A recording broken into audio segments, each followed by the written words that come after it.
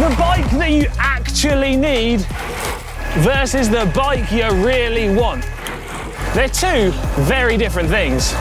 A bike like this costs $13,000, whereas a bike like this is going to set you back just over $1,000. Is this bike 13 times better than this one? No, absolutely not. So in this video, I'm going to test and compare the differences between the bike you want versus the bike you need in terms of speed, comfort, and the experience you get when you're out riding them.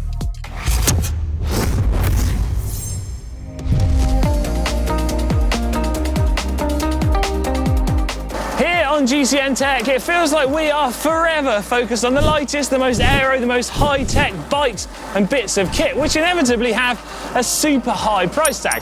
But as good as they are, I feel it's important to make sure we don't forget bikes and tech at the more budget-friendly end of the scale, because, well, they're not inferior, and they can be, in some instances, just as good.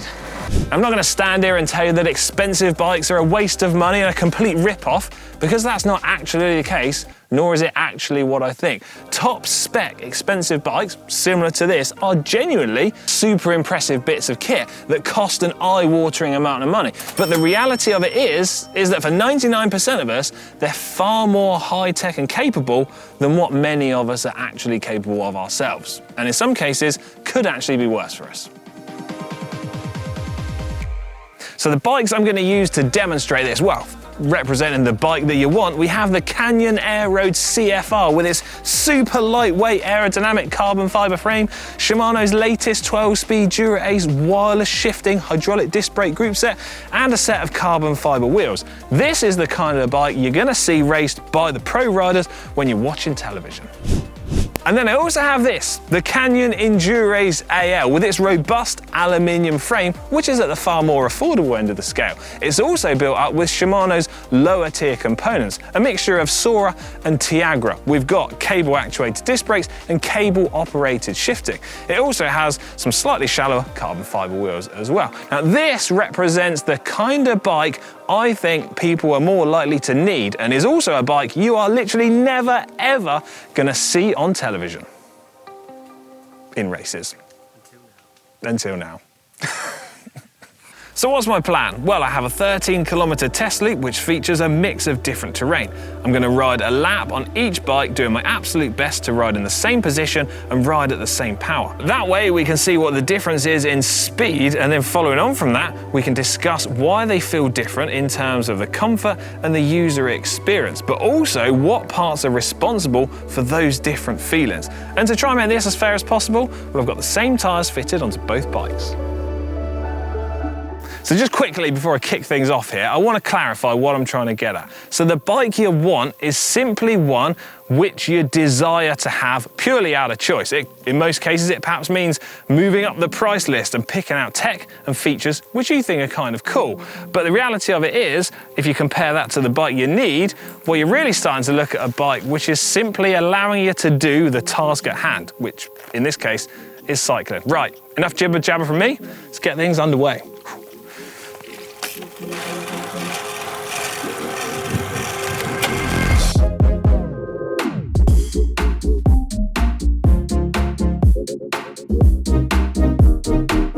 Right, we're well underway on the bike that you need. But what's it like to ride, I hear you ask? Well, funnily enough, the bike you need is doing everything that I need from it right now. The gears are working, the brakes are working. We're traveling along at nice speed. And when I get out of the saddle, my effort that goes into the bike feels like it's directly propelling me forward. I mean, what more could you ask for?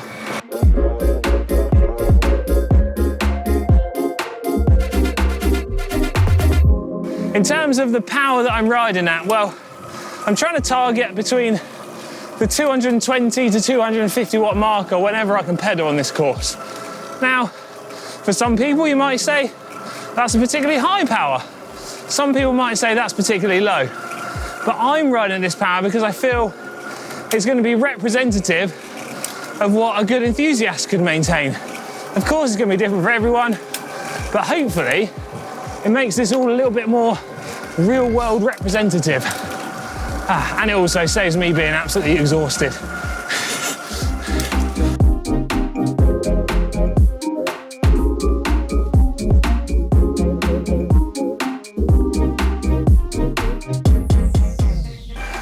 so we're nearing the completion of the lap on the bike you need. And oh my, am I hoping that I've done this bike justice. I want to call it the bike of the people. The last 100 metres.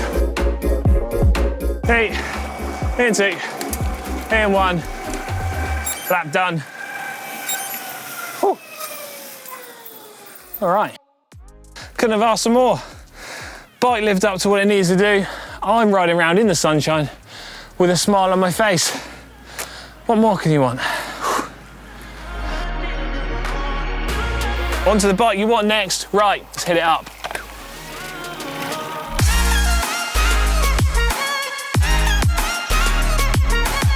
The bike you want, underway.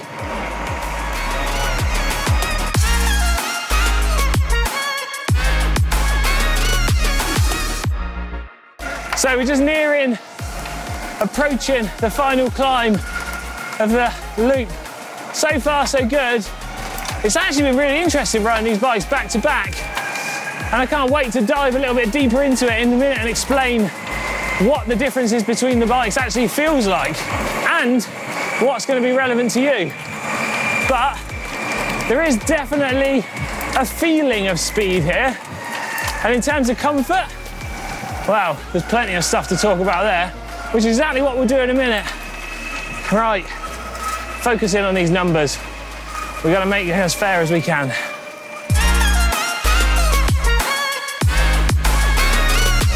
Average watts, we're just under what we did on the first one, so we're at 218. So by the time we've worked our way out this climb, we're going to be slap bang on it, which is ideal.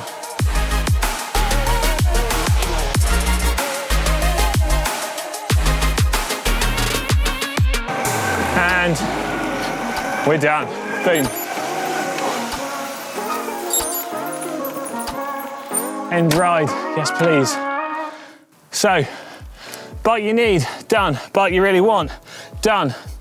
Now before we dive deeper into those results, some other really important bits to talk about. Comfort and user experience. And that is exactly what we're going to do in a minute.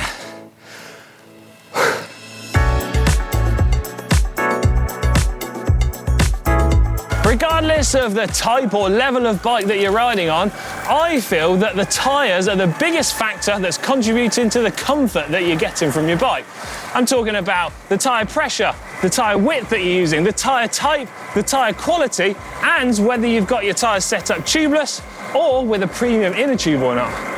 Some simple rules of thumb to go by are switching to a wider tyre is going to allow you to run it at lower pressure. That's going to improve the comfort that you have on your bike. Switching to a premium tyre with a higher TPI count is going to mean the sidewalls of the tyre are more flexible. That is going to improve the comfort that you have. And also switching to, say, a premium latex inner tube or a premium TPU inner tube is also going to allow for greater flex at the sidewall, improving the comfort that you have on your bike. There is loads to discuss when it comes to talking about tyres, but those are some of the key principles I think you should focus on.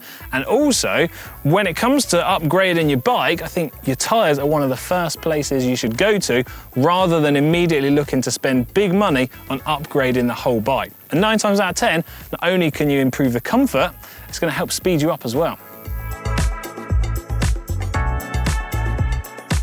And then we need to factor in frame geometry and the materials that it's made from. And this is where carbon fibre as the material of choice really comes into its own, because it allows manufacturers and designers to really precisely tweak where a frame is strong and where it's more flexible. And this can be perfected to a greater degree of accuracy than what's possible with steel, aluminium and titanium.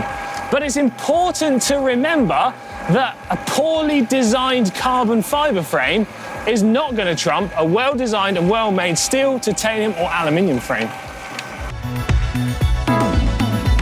And the final point I want to make about comfort, let's not forget your body position and contact points, which is adjustable on all different types of bikes, which ties in with the geometry too, because if you're too stretched out on a race bike or too upright on an endurance bike, well, they can be just as bad as each other.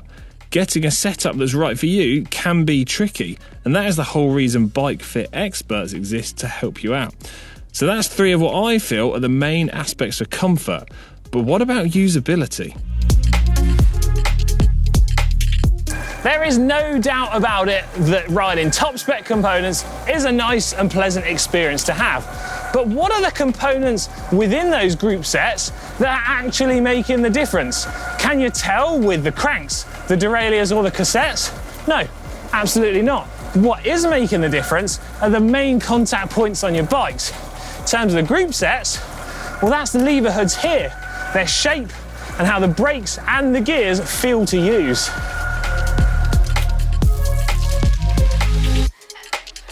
As you move up the component scale from the parts that you need to the parts that you want, you're essentially just changing the amount of input required from the rider, as I've already discussed when I was riding the bikes. But you're also changing the things that you need to think about and remember through bike ownership. Say, the parts that you need are likely to be mechanical, therefore you're concerned about cable stretch, cable wear and indexing your gears. Whereas the parts that you, say, really want are likely to be electronic, and therefore the things that you need to remember are charging the things up.